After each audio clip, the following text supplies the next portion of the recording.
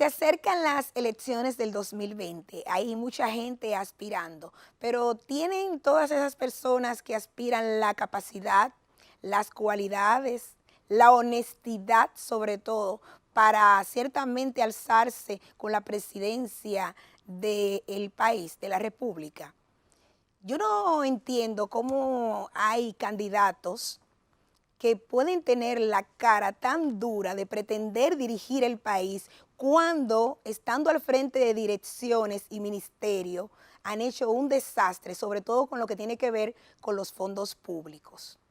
Entonces, uno se pregunta, si no pudieron manejar de manera transparente un presupuesto, vamos a decir, pírrico mínimo, en comparación con el que tiene que ver con la nación, el presupuesto nacional, ¿creen ustedes que pueden de manera transparente y honesta manejar el presupuesto nacional? ¿No harán lo mismo que hicieron en ese entonces?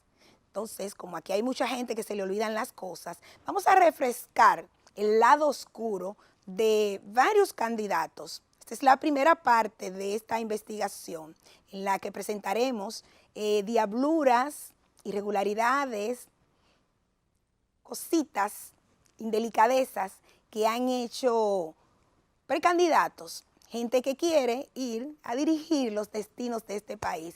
Con una cola, miren, de aquí, vean el reportaje, ustedes sabrán de qué tamaño es la cola. Veamos esta primera parte.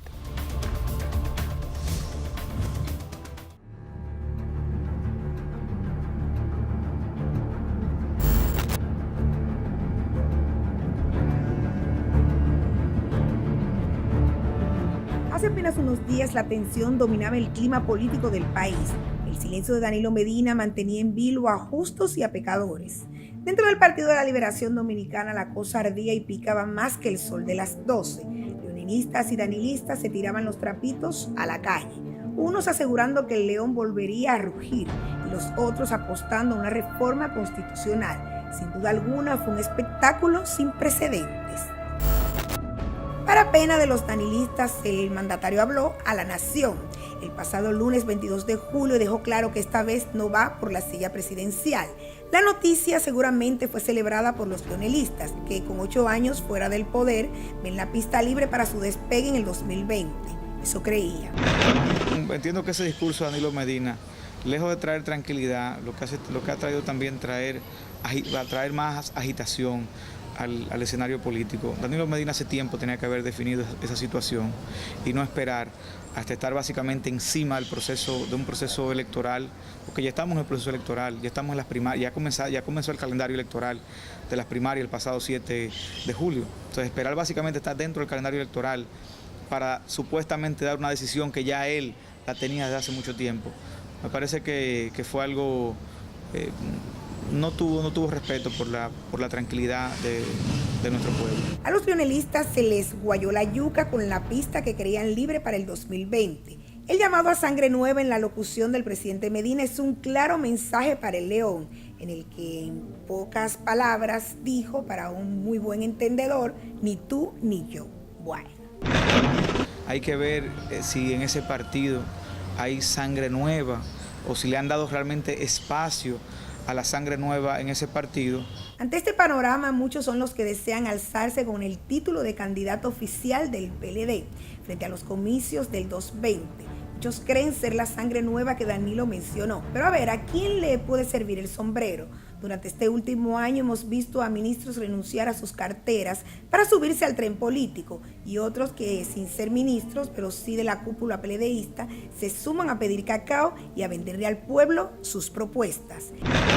Para el PLD poder presentar alguna oferta creíble, va a tener que sacar muy de abajo, porque uno de los principales requisitos para tú llegar a ser un alto dirigente del PLD es tú pactar con la corrupción y la impunidad.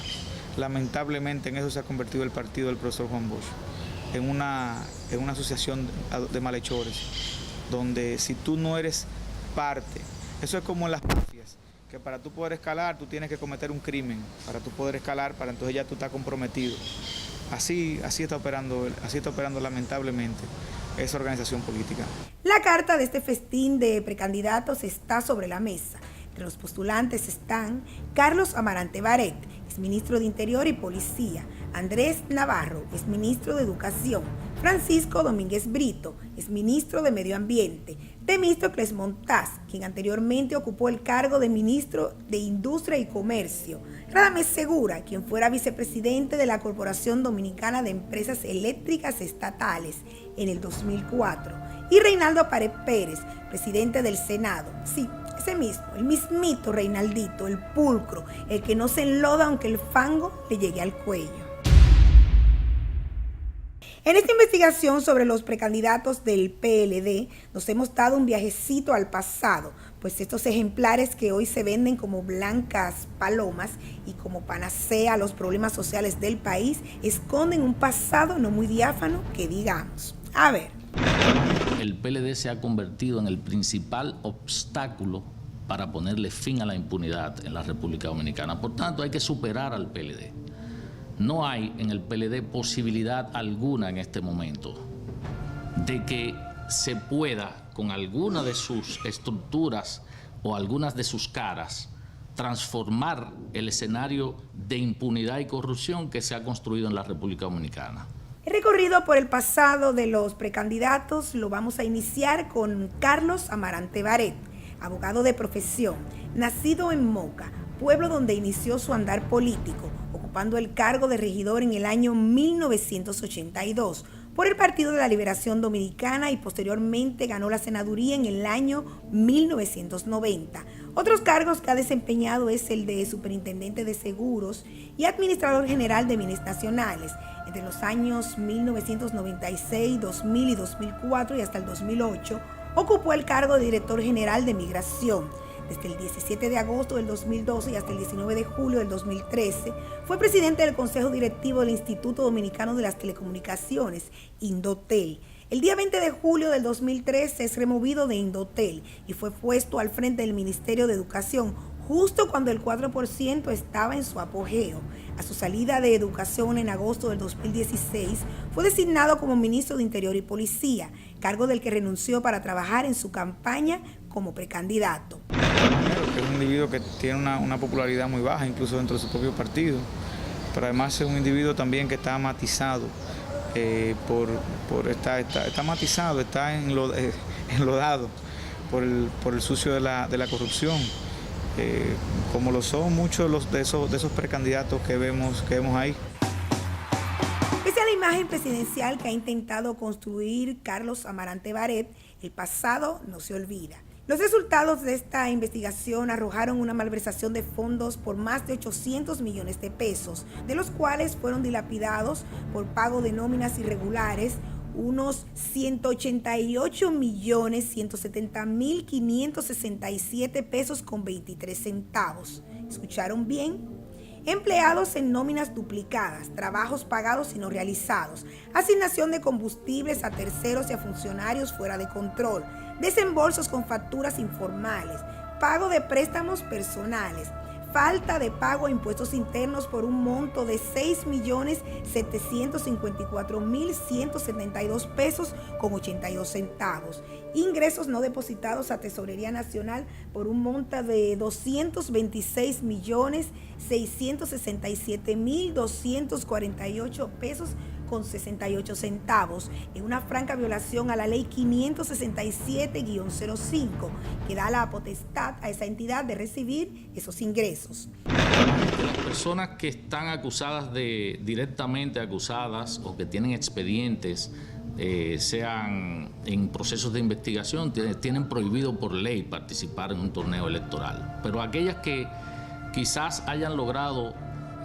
sortear ese tema, pero que mantienen vigencia con los temas de corrupción, no tienen ninguna calidad moral para presentarse a ningún puesto electivo y mucho menos al puesto de la presidencia de la República. A su paso por el Ministerio de Educación, Amarante Barret dejó una ola de inquietudes y dudas, tanto que a estas alturas el Movimiento Bien Común ha solicitado a la Cámara de Cuentas una auditoría a su gestión, donde se sospecha manejó de manera inadecuada los fondos. Cabe mencionar que también en la gestión de Barrett frente al Ministerio de Educación, el pichón de Cristo Rey, Omar Guevara, hizo de las suyas en la Dirección de Mantenimiento Escolar de la entidad. No cabe duda que Dios los cría y ellos se juntan. En el 2018, en una visita a Estados Unidos, los dominicanos le recriminaron a Barrett por su paso en educación. Y lo que para muchos compatriotas fue un desahogo, para el precandidato fue un mal rato. Y hasta escoltado tuvo que salir del lugar, mientras la multitud le llamaba ladrón.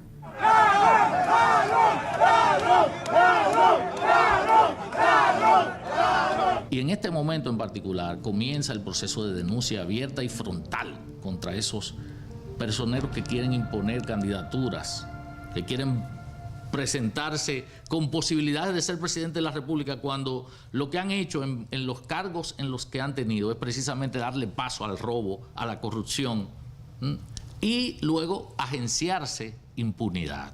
El segundo en la lista de los precandidatos es Francisco Javier Domínguez Brito. Con este santiaguero sí que la cosa se pone buena. Abogado de profesión, cuenta con una vasta lista de cargos públicos que ha desempeñado bajo la militancia del Partido de la Liberación Dominicana. Fue procurador fiscal del distrito en el año 1997, procurador general de la República en 2 ocasiones, 2004 al 2006, desde el 2012 al 2016. Además, fue senador por su provincia natal desde el 2006 al 2010, ministro de Trabajo del 2011 al 2012 y ministro de Medio Ambiente desde el 2016 al 2018. Sin lugar a dudas, un hombre de muchas carteras y que tiene cuentas pendientes con el pasado. Atiendan bien, cuentas pendientes con el pasado. Uno no lo puede creer porque como se vende este señor, pero veamos. Domínguez Brito, podemos decir que es mucha espuma y poco chocolate. Cuando estuvo en la Procuraduría General de la República, vimos cómo de forma firme, vehemente, persiguió la corrupción. Sin embargo, no logró poner tras las rejas un solo corrupto. Y es que la sombra de haberse doblegado cuando el deber le llamaba a hacer lo contrario es una de las cosas que empañan hoy las luces con las que cree podrá gobernar el país. En el caso concreto del procurador, ex procurador, habría que preguntarse por qué él no recurrió en casación como debió hacerlo a Félix Bautista en el marco de un juicio que se le estaba llevando a cabo con una cantidad de pruebas suficientes para continuar y que la justicia blindada declara un no al lugar. Le tocaba a él, que era procurador en ese momento, recurrir en casación e insistir. No lo hizo. ¿Por qué no lo hizo? Y si no hizo eso, ¿será capaz de hacer otra cosa en contra de la corrupción en la República Dominicana? Si su imagen como procurador dejó mucho que desear, como ministro de Medio Ambiente sobresalen las fallas que protagonizó, como por ejemplo en el caso de Valle Nuevo, que a la larga fue un rotundo fracaso. Hizo todo un escándalo. Aquí las primeras planas de los periódicos duraron semanas colocando el tema Valle Nuevo. Sin embargo, en Valle Nuevo se sigue sembrando papa y cebolla y se siguen cultivando todos esos rubros. O sea que al final tampoco en eso que parecía ser como su buque insignia de la defensa del medio ambiente terminó siendo un fracaso. O sea que entendemos que Domínguez Brito tiene muy pocos logros que mostrar en su trayectoria como político. Pero si eso le parece poco, el precandidato también resultó ser mentiroso y deshonesto en sus funciones de ministro de Medio Ambiente. Recordemos que hace un tiempo nuestro equipo estuvo de lleno en una investigación sobre el proyecto habitacional El Rito en La Vega, construido en el cauce del río Camú y que una noche sufrió los embates de una crecida sorpresiva de su caudal. Tras esto, cuestionamos que el proyecto se construía infringiendo las leyes ambientales.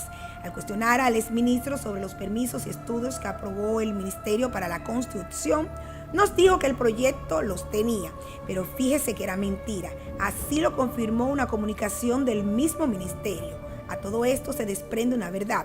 Brito no fue honesto ni responsable con su cargo de velar por la seguridad ambiental. Y si sumamos el hollywoodense escape de los franceses acusados de narcotráfico cuando este era procurador y la fantasmagórica salida del exnuncio apostólico Joseph Wosolowski, acusado de abusar sexualmente de menores en el país, entonces estamos claros que la silla presidencial le quedará pequeña, pero muy pequeña a este señor.